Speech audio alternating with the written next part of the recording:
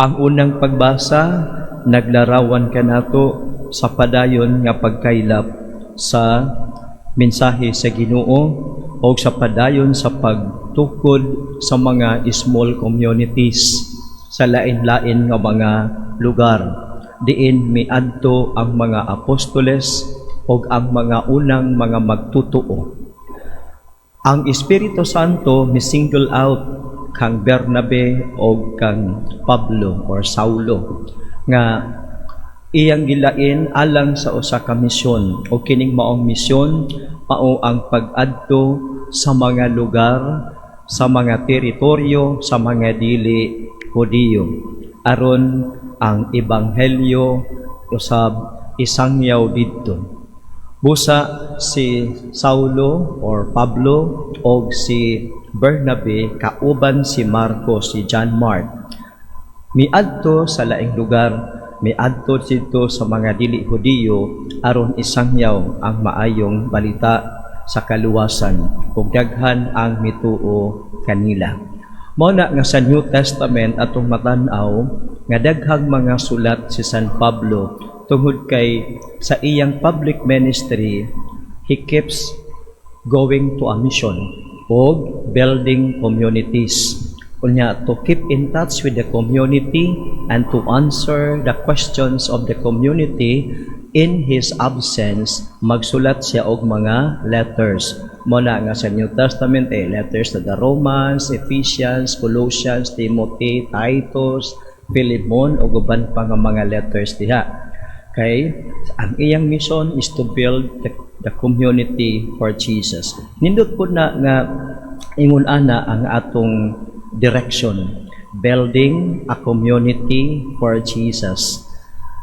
We may not be going to other countries and to the places nga wala pa masangyaw ang mayang balita, but what we can do is build a community for Jesus. Your home is a community. Build a home for Jesus. Pagkatapos, sa tutanawon sa itong ebanghelyo, nga miingon sa Jesus, iyang gideklara pag-usab nga, mianhi ako sa kalibutan, dili aron pagsilot sa kalibutan, kundili aron sa pagluwas niini. So, declaration of mission. I came to save the world. O kay mianhi siya aron pagluwas sa kalibutan, mianhi siya isip kahayag. Ako mao ang kahayag, mianhi ako ingon nga kahayag sa kalibutan, aron ang tanan nga nagtuo kanako dili magpabilin sa kangit-ngit. So, declaration niya, mianhi siya to save the world. Mianhi siya ingon nga kahayag sa kalibutan. Og ang magtuman sa iyang mga pulong may kinabuhing dayon. Magpuyo diha sa kahayag. Ang mutuo kaniya, musunod kaniya, magpuyo sa kahayag.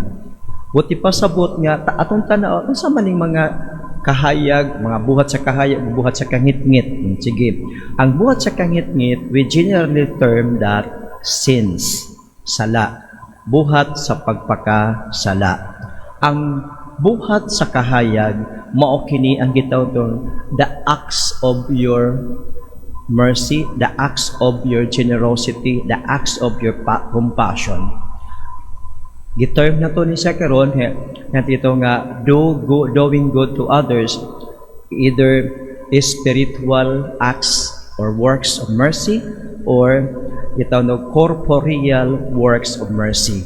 So di kita masiro diha dapita.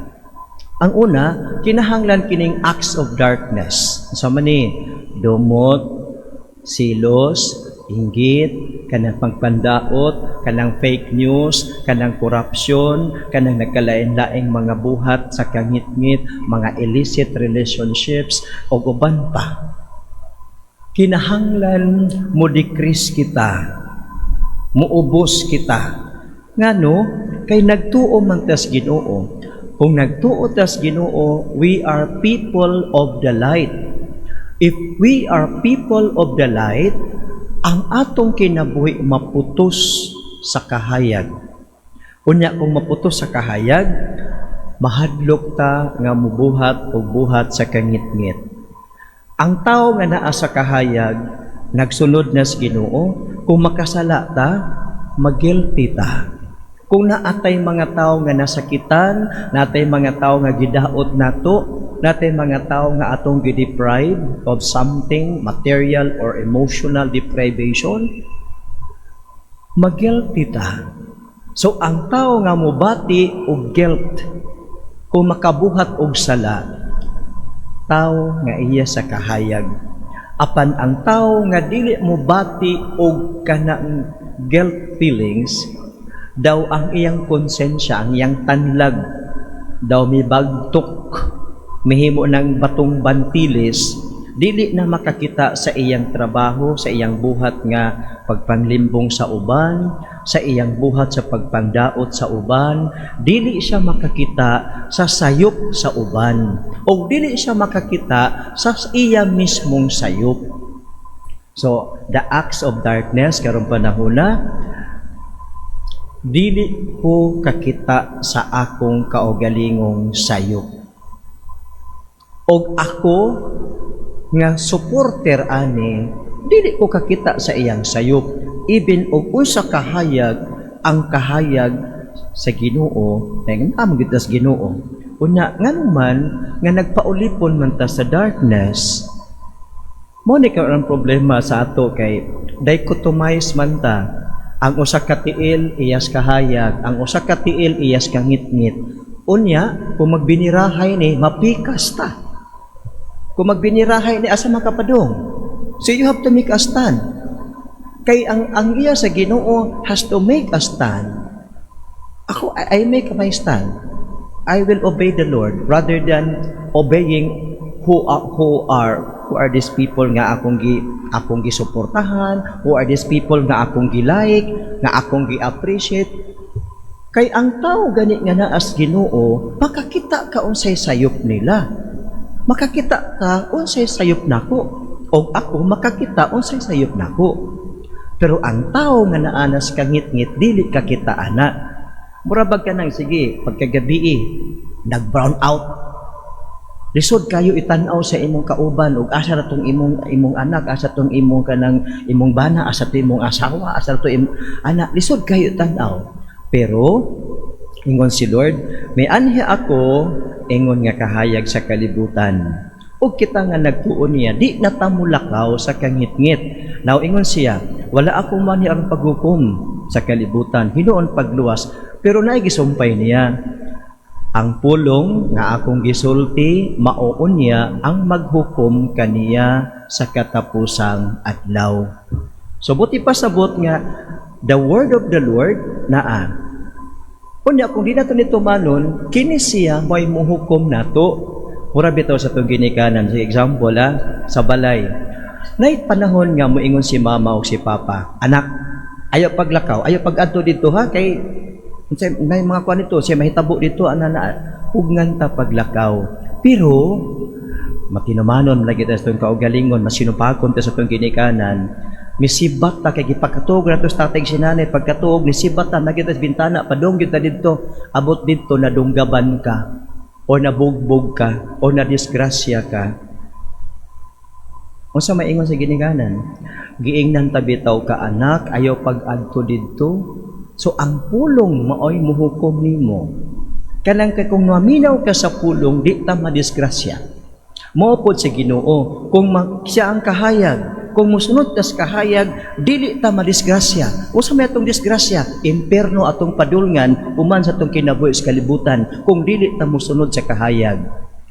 Kung musunod natin sa itong kaugalingong buhat sa kangit-ngit, di ta mo decrease diha, dili ta mo move on nga sa kahayag. Disgrasya sa kalag ang atong padulngan. Kung di kakakita sa imong sayop, disgrasya imong padulngan. Kung di kakakita sa sayop sa imong gisuportahan, disgrasya imong padulngan. Kung di kakakita sa fake news nga nagkailap-kailap karon sa tibuok social media o sa balita nga binaba, disgrasya atong padulngan.